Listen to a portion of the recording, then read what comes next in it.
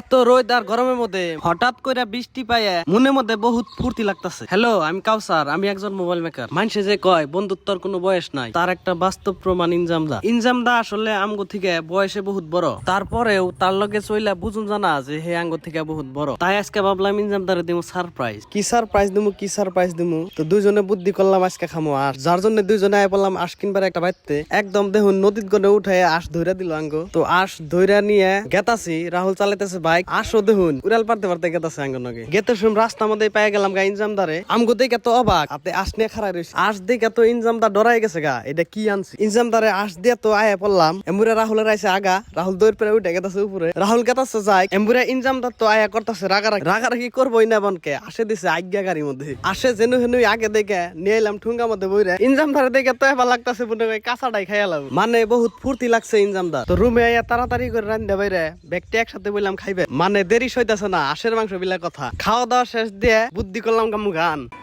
জলে নিবে জোনাকি দিয়ে যায় আলো, তুই সারা একলা আমি কেমনে থাকি ভালো, এ মরা